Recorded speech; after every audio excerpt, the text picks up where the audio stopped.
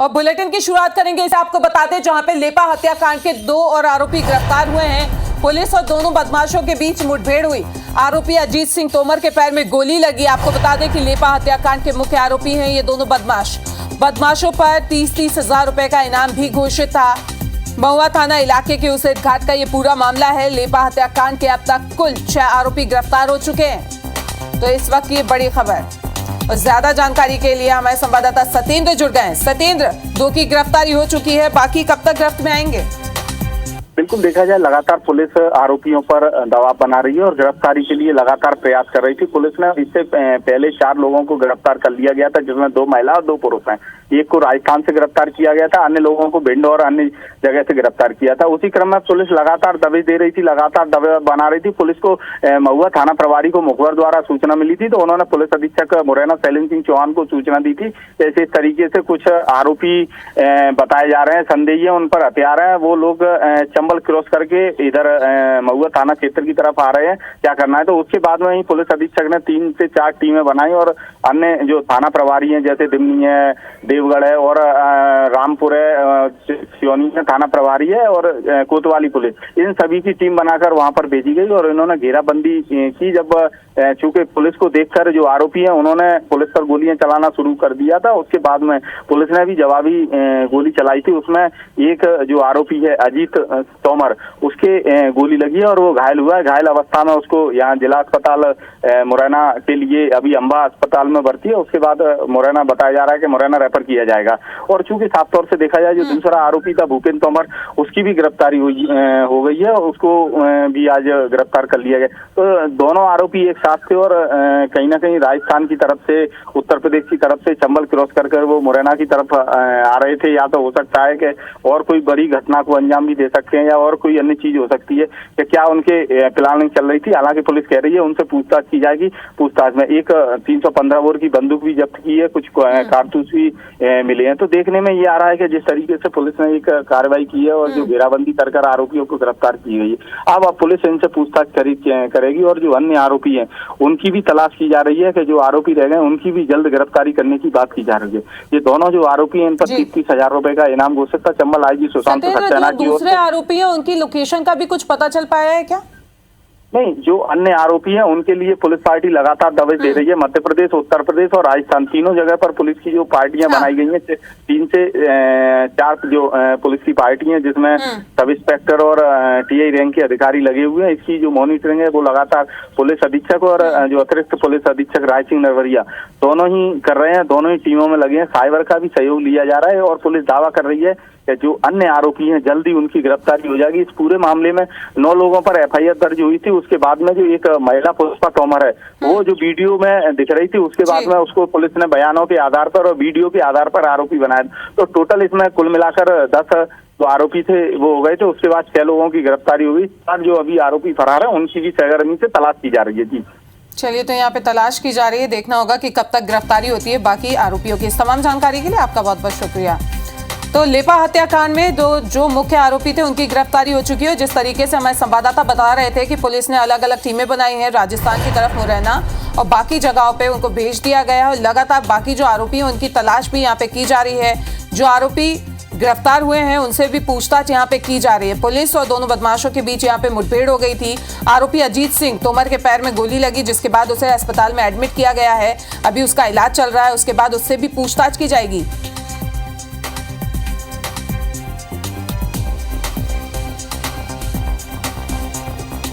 तो आपको ये भी बता दें कि 5 मई को ये घटना घटित हुई थी, जिसके बाद से आरोपी जो हैं वो फरार हो गए थे। एक मामूली सी बात, जमीन विवाद को लेकर यहाँ पे हत्या हो गई थी। 6 लोगों की यहाँ पे हत्या हुई थी, आपको बता दें, जिसके बाद से आरोपी जो हैं वो फरार हो गए थे, जिसमें महिलाएं भी शामिल थी। 6 लोगों की इसमें अभी तक गिरफ्तारी हुई है और बाकियों की तलाश जो है वो यहाँ पे की जा रही है। पुलिस ने इन बदमाशों पे इनाम भी घोषित कर दिया था और अभी जो 2 बदमाश पकड़ाए हैं उन पे 30-30 हजार रुपए का इनाम पुलिस ने घोषित किया था। और अब यहाँ पे 2 लोगों की गिरफ्तारी हुई है, जो कि मुख्य आरोपी बताए जा रहे हैं इस पूरे हत्याकांड के। लेपा हत्याकांड के 2 और आरोपी गिरफ्तार हुए हैं और ये 2 तस्वीरें भी आप देख सकते हैं। पहली तस्वीर गिरफ्तारी की है जहां पे आरोपी के पैर में गोली लगी, तो दूसरी तस्वीर वो है लेपा गांव की जहां पे ये पूरी वारदात घटित हुई, जिसमें एक ही परिवार के 6 लोगों की मौत हो गई। 6 लोगों को बदमाशों ने मार दिया। जमीनी विवाद को लेकर 5 मई को यह घटना घटी थी, जिसके बाद से ये सभी आरोपी फरार हो गए थे।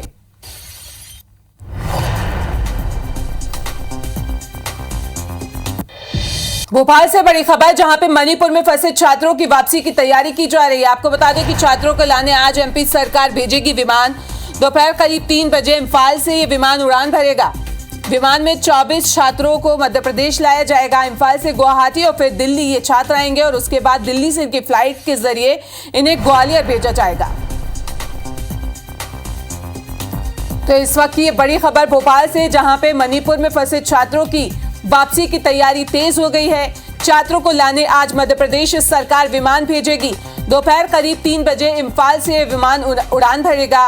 और ये भी बता दें कि 24 छात्रों को मध्य प्रदेश लाया जाएगा। इम्फाल से वो गुवाहाटी जाएंगे, फिर दिल्ली आएंगे और दिल्ली से फ्लाइट के जरिए ग्वालियर। और ज्यादा जानकारी के लिए हमारी संवाददाता हरप्रीत हमारे साथ जुड़ रही हैं, उनका रुख कर लेते हैं। हरप्रीत, तैयारी पूरी हो चुकी है, कब तक विमान जाएगा और कितने छात्र हैं कहां के जो वापस आएंगे?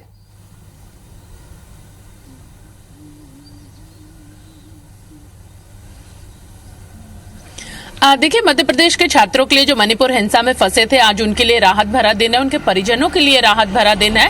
करीबन 24 ऐसे छात्र हैं जो मणिपुर की हिंसा में फंसे हैं। ऐसे छात्रों को आज वापस लाया जाएगा।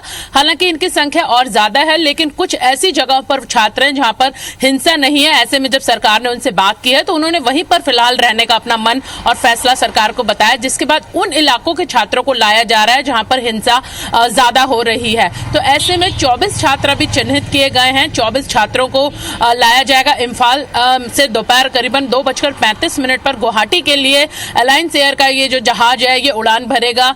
9I बताया जा रहा है, 952 नंबर ये फ्लाइट है, ये गुवाहाटी आएगी। गुवाहाटी के बाद ये दिल्ली ये फ्लाइट उड़ेगी और उसके बाद दिल्ली से मध्य प्रदेश के अलग अलग हिस्सों के जो छात्र हैं वो भोपाल, इंदौर और ग्वालियर, जबलपुर के लिए उड़ान भरेंगे। कुल मिलाकर 24 छात्र हैं। खास बात यहाँ पर यह है कि 100 सीटों का ये विमान है, जिसमें 50 सीटें मध्य प्रदेश सरकार ने बुक करवाई हैं। हालांकि 24 छात्रों को आज वापस लाया जाएगा, लेकिन सरकार ने यहां पर ये बता दिया है कि अगर कुछ और ऐसे लोग हैं जो काम की तलाश में या काम करने मणिपुर पहुंचे हैं लेकिन हिंसा में फंसे हैं, वो लोग भी आज इस विमान से मध्य प्रदेश के अगर रहने वाले हैं तो वापस आ सकते हैं। यानी कुल 50 सीटें इस विमान में मध्य प्रदेश सरकार ने बुक करवाई हैं। टिकट का जो खर्चा है वो यहां पर मध्य प्रदेश सरकार ने दिया। इसके साथ ही दिल्ली में मध्य प्रदेश भवन यहां पर बुक किया गया है, जहां पर ये छात्र रुकेंगे। उनके रहने और खाने की व्यवस्था भी यहां पर सरकार ने की है। खास बात यह है कि खुद मुख्यमंत्री शिवराज सिंह चौहान ने दिल्ली में अधिकारियों से बात की है और निर्देश दिए हैं कि जो छात्र और लोग मध्य प्रदेश के मणिपुर हिंसा में फंसे हैं, जब वो दिल्ली लौटेंगे विमान से तो उन्हें रहने और खाने की कोई यहां पर परेशानी नहीं होनी चाहिए। तो कुल मिलाकर आज दोपहर बाद ये छात्र मध्य प्रदेश वापस लौटेंगे। जी हरप्रीत, आपसे यहाँ ये भी जानना चाहेंगे कि विमान जाने की तैयारी में है, कोई दूसरी टीम्स भी हैं क्या छात्रों के लिए विमान में तैनात, कि अगर किसी तरीके की कोई इंजरी हुई हो, जाहिर सी बात है कि छात्र डरे हुए होंगे?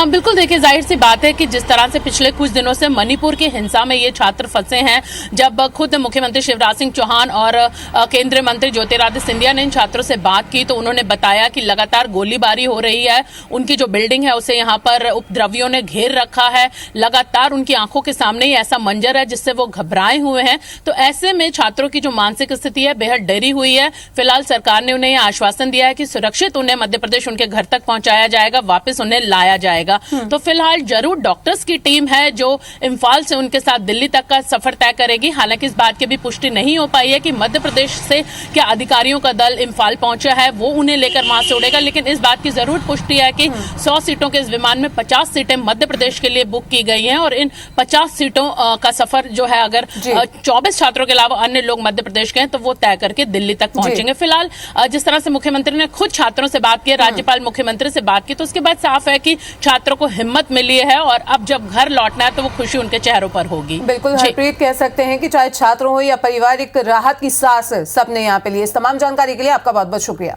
खबर भोपाल से बता दें, जहां पे शिवराज कैबिनेट की आज अहम बैठक होने जा रही है। सुबह 11:30 बजे मंत्रालय में यह बैठक होगी। बैठक में कई अहम प्रस्तावों को मंजूरी मिलेगी। इसके साथ ही रीवा हवाई पट्टी को हवाई अड्डा बनाने का प्रस्ताव भी यहाँ पे रखा जाएगा।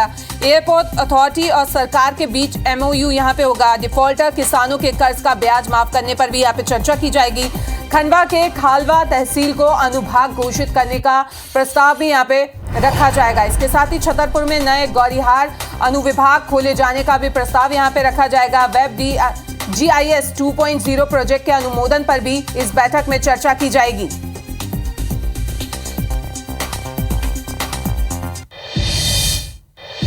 मध्य प्रदेश में कांग्रेस आज सरकार की लाडली बहना योजना के जवाब में नारी सम्मान योजना लॉन्च करने जा रही है। कांग्रेस ने प्रदेश में अपनी सरकार बनाने पर इस योजना के तहत महिलाओं को 1500 रुपए महीने और 500 रुपए में सिलेंडर देने का वादा किया है। पूर्व CM और PCC चीफ कमलनाथ छिंदवाड़ा में आज नारी सम्मान योजना की लॉन्चिंग करेंगे और इसके साथ ही प्रदेश भर में कांग्रेस कार्यकर्ता घर घर जाकर महिलाओं को योजना का फॉर्म भरवाएंगे। फॉर्म भरवाकर एक रसीद भी यहाँ पे दी जाएगी जो कि जिलों के कांग्रेस कार्यालय में जमा होगी। कार्यक्रम में सांसद नकुलनाथ भी मौजूद रहेंगे। वहीं दूसरी तरफ भोपाल में योजना को लेकर सज्जन सिंह वर्मा, दीपक जोशी और विभा पटेल प्रेस कॉन्फ्रेंस करेंगे।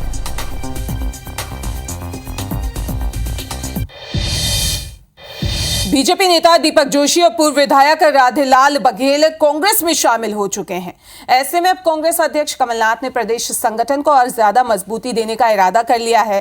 प्रदेश कांग्रेस के प्रवक्ता स्वदेश शर्मा का कहना है कि प्रदेश में लगातार बीजेपी के नेता कांग्रेस में शामिल हो रहे हैं, लेकिन चुनाव से पहले हमारा पूरा फोकस संगठन को पूरी तरीके से सशक्त और मजबूती देने के लिए काम करने पर है।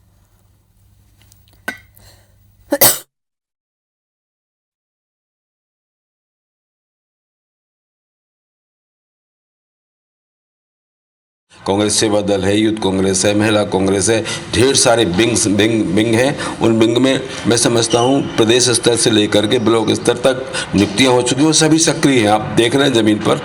तो हम संगठन की मजबूती के साथ, इतनी मजबूती के साथ उभर कर सामने आए हैं मध्य प्रदेश में। दीपक जोशी के छोड़ने के बाद बीजेपी में घमासान मच गया है। केंद्रीय नेतृत्व पार्टी के नाराज कार्यकर्ताओं को मनाने की कोशिश यहां पे चल रही है, लेकिन इस बीच कांग्रेस की तरफ से बड़ा बयान सामने आया। कांग्रेस मीडिया प्रभारी के मिश्रा ने सिंधिया समर्थकों की घर वापसी को लेकर कहा कि अब बिकाऊ और गद्दार नेताओं के लिए कांग्रेस के दरवाजे बंद हैं।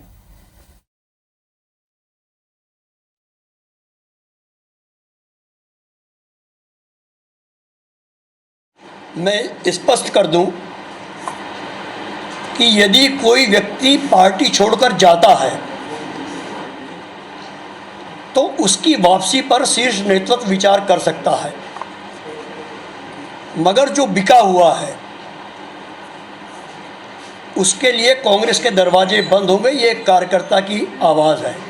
पर कौन किसका विरोध कर रहा है, कौन किसका सपोर्ट कर रहा है, ये तो मत पेटियों में बंद जब उनका मत हो जाता है तब स्पष्ट होता है। चुनाव के पहले सब वो बीजेपी की पहचान है, देशभक्ति, निरंतर कार्य, सबका साथ, सबका विकास, सबका प्रयास। ये सब कार्य जो संगठन के हैं वो करते रहेंगे और हम सब उसमें सम्मिलित हैं।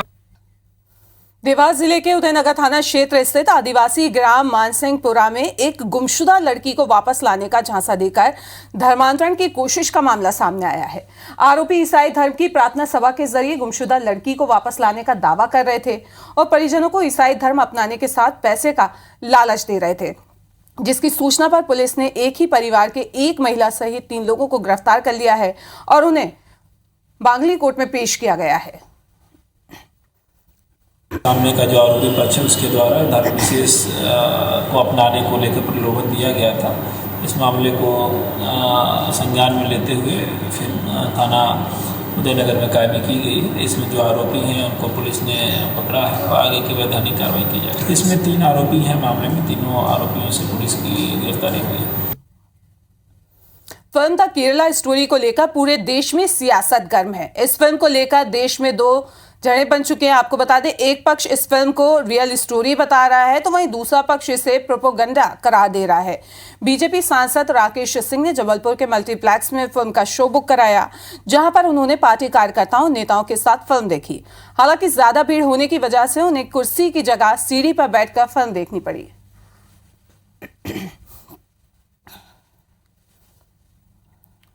कोई कहानी नहीं है, ये एक सच्ची घटना है जिसके आधार पर फिल्म बनी है, और ये बहुत सामान्य है। केरला के बारे में तो वहाँ तो बहुत ज़्यादा हो रहा है, लेकिन पूरे देश में इस तरह की घटनाएं रुकें, इसके लिए जन जागरण एक सबसे सशक्त माध्यम है। तो वहीं भोपाल से साध्वी प्रज्ञा सिंह ठाकुर का बयान सामने आता है। केरल जैसे हालात के लिए उन्होंने बयान दिया कि उन्होंने कहा कि केरल जैसे हालात भोपाल के भी हैं, भोपाल में भी लव जिहाद के मामले बढ़ रहे हैं, लड़कियों के साथ लड़कों को भी बरगलाया जा रहा है। सच्ची घटना पर बनी है द केरला स्टोरी फिल्म, ये उन्होंने अपने बयान में कहा। इसके साथ ही उन्होंने ये भी कहा कि अमीर लोगों को इस फिल्म को दिखाने आगे आना चाहिए, युवाओं को द केरला स्टोरी फिल्म दिखाना चाहिए। पर ये सिर्फ केरल में नहीं हो रहा है, ये भोपाल में भी बहुतायत में हो रहा है। हमारे पास इस प्रकार की घटनाएं, लव जिहाद में लड़कियों को फंसाया जा रहा है और लव जिहाद के बहाने उनके साथ कुकर्म होते हैं, उनके साथ बहुत सारे अत्याचार होते हैं। तो वो फिल्म के माध्यम से आया है, इसलिए जागृति आनी चाहिए। लड़कों को भी इसमें बरगलाकर फुसलाकर उनको लिया जाता है। पर भोपाल के कजूरी सड़क थाना क्षेत्र में 10 महीने पहले हुए बीएससी स्टूडेंट अमन दांगी हत्याकांड मामले में भोपाल कोर्ट ने बड़ा फैसला सुनाया है। कोर्ट ने आरोपी रजत सैनी का फांसी की सजा सुनाई है। सप्तम जिला एवं अपर सत्र न्यायाधीश डॉक्टर धर्मेंद्र टाडा की कोर्ट ने फांसी के साथ 2 अन्य मामलों में उम्र कैद की भी सजा यहां पे सुनाई है। पूरे मामले में विशेष लोक अभियोजक वर्षा कटारे ने पैरवी की। बता दें कि आरोपी ने पैरोल के दौरान खुद को मरा हुआ साबित करने के लिए झूठी साजिश रची थी और एक बेकसूर शख्स को मारकर उसके शव को जला दिया था और कई दिनों से बीमारी का बहाना बनाकर गुमराह भी कर रहा था। आरोपी ग्वालियर जेल में फरार भी था। आरोपी को 302 में मृत्यु दंडादेश दिया है और 3 धाराओं में आजीवन कारावास दिया है। शातिर आरोपी था, पहले भी 2 मामलों में से सजा हुई है। गुना से एक बच्चे के व्यपहरण के मामले में आजीवन कारावास और 50,000 रुपए के अर्थदंड से दंडित किया गया था। और भोपाल में ही नकली टिकट बेचने के मामले में इसे 7 साल का कारावास हुआ था। फिलहाल यहाँ रुकेंगे एक छोटे से ब्रेक के लिए। ब्रेक के बाद आपको दिखाएंगे खबरें फास्ट अंदाज में और उसके बाद देखिए सितारे हमारे।